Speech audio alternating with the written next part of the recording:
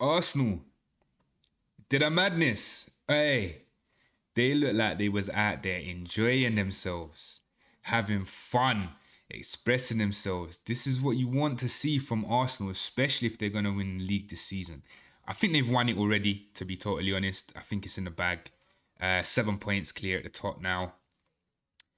Yeah, look, it was enjoyable to watch them just go out, enjoy themselves, and have some fun. It's been a little while since you've seen Arsenal do that. Um, Jokeres scored such a good goal. That listen, that goal's unbelievable. The ball's not coming directly to him on a header or a little his body's facing the ball, siding it, footing it in. It never. He had to contort his body to get to the right position and twist up and kick it. You know what I mean? Yo, I'm telling you, Jokeres is gonna be a problem. He's gonna be a problem. He's a baller, man. He's only been back in the Premier League for one season, and a lot of people are calling him the professional hair flicker, which is wild. That's crazy. He his goal, yeah, he took it really, really well. I feel like he just needs time to settle in, but I also do feel like maybe Jokeres doesn't fit Arsenal's system. I feel like they play better with a number nine that can come deeper and link up play, a little bit like what Bobby Firmino did. That's the sort of striker that I feel like would be unreal at Arsenal. But then that being said, Gabriel Jesus, I feel like he's that sort of player. He fits that mold, and I feel like he fits the way that Arsenal play a lot better than what Jokeres does, and that could be an issue. But it's a good issue to have. It's a very, very good issue to have, especially when they're both scoring goals like they did. That goal, the composure from Jesus to score that, yeah, man, he did well. He did really, really well, to be honest. But look, Arsenal scored two goals basically from set play. The corner, it went back out wide, and then they swung it back in. Madueke, and then Zubamendi got the headed goal, and then again, the next goal was from a corner. It's so irritating to watch. That is irritating. But like I've previously said, if that was Man United scoring goals like that and winning games and challenging the title the way that Arsenal are, I would celebrate it. But it's irritating to watch Arsenal do that. That's the honest truth. I feel like if they just fed the ball into the box more, they've got a goal scorer that will go and put the ball in the back of the net. And that's what Jokeres is. He will put the ball in the back of the net, but you need to feed him. You need Madueke, Saka, Martinelli, Trossard whipping that ball in, giving Jokeres the opportunity to attack it. And I feel like Jokeres would score it more. But again, I don't feel like that's their system. And I feel like Jesus fits their system so much better, to be totally honest. Look, I predicted that it would be a draw. I was so wrong. I was so wrong. But look, I can hold my hands up. I felt like Arsenal was going to struggle. I feel like they was going through a bad vein of form. They shut me up. They said, hey, Rai, shut your mouth. Yeah? Bang, 4 goals. Well played. And they was away at Leeds, and Leeds ain't easiest place to go and play at. To be totally honest, I think a lot of teams go there and they drop points. But yeah, Arsenal, big shout out to you lot for doing that, man. That was impressive, to be honest. It's what you need, especially in the position that you're in for the title race. You need to go and grind out results. You didn't even grind out results. You just battered them. You just beat them, like plain and simple, to be honest. I wanted to talk about Aston Villa a little bit as well because they look so depleted. I know they've got a lot of injuries, and I know the injuries are taking toll on their form at the moment. Um, they couldn't even find a goal to get a draw, um, let alone win against Brentford, which is a shame because I feel like Tammy Abrahams had a good game. I know he got 1 goal disallowed, and then he had the one-on-one with the keeper, and he just couldn't get it. Well, he got a shot off, but he couldn't get it in. Basically, he couldn't score. I feel like they are going to start dropping points now, Aston Villa. Not due to them being a bad team, just due to them having so many injuries and points that they would normally get, games they would normally win, even against the traditional top six. I feel like they're going to drop points now, but it's all due to injury. Uh, yeah, it's look, transfer window's open. Can they do something within January? Try and get that across the line and see what happens. I don't know. I think like it's gonna be a big struggle now from now till the end of the season for Aston Villa, to be totally honest. Everton picked up a really good point. I didn't see it. I didn't see it coming. I predicted Brighton to beat them, and I thought they'd be quite comfortable to beat them as well. To be totally honest, they really frustrated Everton. Really frustrated Brighton. Like they had a lot of opportunities on goal, but they just couldn't put it away. And then Bettle, right at the end of the game, got that amazing goal, to be totally honest. And it just got a point for them. But I think that's a really good point for Everton, considering their position in the table as well. That's a really good point for them. Good game from them, man. Really good game from them. They did grow into the game as well, the later it got. Yeah, they played really well. Wolves, thanks for coming, man. Thanks for coming. They're just literally a punching bag. You want 3 points, go and play Wolves. It's bad. It's not. It's really weird because it can't have been, oh, Cunha left and they've done that. They've just exploded into themselves. There's no way. It couldn't have been that. Maybe it was, but yeah. Wolves, thanks for coming, man. Appreciate it. Hey, Krupe or Krupe, I can't pronounce his name. Either one it is. Krupe.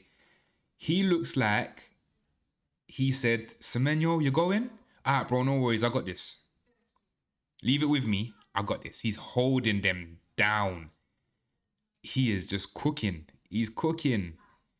Someone's definitely going to be looking at him for the summer. To be totally honest, he looks like a player that's got levels that he can step into as well. So, yeah, I think he's going to be hard for Bournemouth to hold on to when it comes to the transfer window in the summer. And then you had Chelsea, West Ham. Chelsea out here playing with fire. Left it right until the end of the game to get that goal back. I don't know what they was playing at in the first half. West Ham had a very good first half. So when they came out in the second half, I thought, it's game over. So for Chelsea to get back into the game and not just get back into the game, but to win it, yeah, they did their thing, man. They did their thing. I feel like Chelsea, man, they're just playing with fire. You had no need to. Players like I don't even know. I don't know if Chelsea played bad in the first half or if West Ham just had a weldy in the first half. To be totally honest, but yeah, they both set of fans have got to be absolutely pissed, absolutely pissed. I did do a video about Liverpool already. I had to. They had to get their own individual video because I had to put some respect on their name. I thought Newcastle was gonna go there and brush them. So yeah, I mean the first half, I was like, yeah, Newcastle they come to play. They came to pick up some points, and then Liverpool just said, nah, not today, mate. Yeah, surprised me, man. Really surprised me. But overall, it was a really good game. I think both teams had a lot of opportunities. Both teams could have gone ahead. Both teams could have won it. It was but the scoreline 4-1, it could have been anything. Could have been a cricket score, to be totally honest. It was mental. And then you got Manchester United. Hey, my team, yeah. I love my team. Love it. They stress me out. I've got a separate video on this, but Man United going 2-0 ahead and then letting Fulham back in the game. They always do this. They always do it. It's like they like to play with their food. Stop doing that. You're 2-0 ahead. Where is it? Complacency, or you just think like, oh, we're winning now. We don't have to play. Like, no. Keep that pressure on them. The whole game. The game's 90 minutes. I want to see constant pressure. I want to see you lot trying to score, not just getting a goal. All right, it's all right. We'll win now. We'll sit back. Stop doing that. Stop doing that, man. You lot are just stressing me. And a lot of other Man United fans just stress us out. And I don't get why. I don't get why you do it. Forest. Honestly, you lot should look at Nico Williams as your goalkeeper. Put him in goal. That was horrendous. It was an amazing save, but it's horrendous that he even tried to do that. Even after he done it, you can see on his face. He just laughed. He just laughed, man. Look, Morgan Gibbs White, he looks very lively as well. I don't know what it is with him. Sometimes you watch him and he's like a proper little live wire. He's everywhere. He's doing amazing things, linking up play, causing the opposition problems. Other times you look at him and it's just like, sometimes I forget he's on the pitch. It's like sometimes the game can swallow him up, and then it's just like, where is he? But if he performs the way he performed, he can do a lot, because he can be a baller. I don't know why I see him going down the route of what Dele Alli did, like being this amazing player at times and then just disappearing. He needs to stop doing that because he's a baller. He's got so much potential as well. And last, definitely not finally, not least, sorry, Dominic Scorpion Solanke. Take a bow, my brother. Take a bow. Spurs versus Man City was a weird, strange game. First half was like, the stadium was packed. I didn't even hear any singing from the home fans. I was so confused. It looked like they just sat there mute. Was it a protest? Was they protesting? I don't know, but it just looked like that first half, none of the supporters was there. And I get this whole don't want Arsenal to do well. So, well, like I've seen Spurs do it previously when um, Arsenal was challenging for the title. Spurs had, I think it was City, same again, and all the Spurs fans, sorry, was just like, yeah, let Man City win so that they can beat Arsenal in the title race. I get the rivalry, but I would never, as a Man United fan, want my team to lose to benefit anybody. Period. Point blank.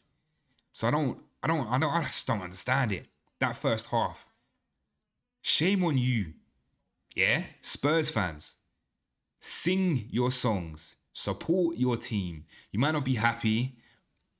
Protest. Do a protest before the game, after the game. Do a like lock in. Don't leave your seats. But support your team. These players was going all out for you from the first whistle. All right, cool. I know that. I forget who it was that gave the ball away, leading to the first goal. Was it Basuma? Or am I totally wrong on that? Either way, I know he gave the ball away in a horrible position. Man City capitalized on it. But the stadium was quiet and dead before that. I just don't get it. I really don't get it. But second half, it's like the Tottenham team came out and said, yeah, let's give the fans a reason to sing. Let's give them a reason to celebrate. And they did. That was a totally different team. Like, whatever Thomas Frank said at halftime, he should be saying it before every single game. And if he's got to say it twice in the game, like once at the beginning and then once at halftime, say the same things. Motivate these players, because that performance, yeah, you gotta give Tottenham their flowers for that. They did really well. And Dominic, I'm just gonna call you Scorpion. Yeah, Scorpion, mental. I can't believe that goal. And anyone that's saying, I've seen a few people online saying that it was luck or he did it out of instinct. No, he meant to do that. Go watch it back. Go and watch it back. That goal has to be goal of the season so far. Has to be. Unreal performance. Well done, Tottenham Hotspurs. Yeah? You done really well. Anyway, guys, do me a favor. Make sure you're liking, make sure you're commenting, share the video with your friends. Let's have some debate. I want to get into some more debates on the channel. Make sure you're locked in. Subscribe and hit that bell notification. Peace.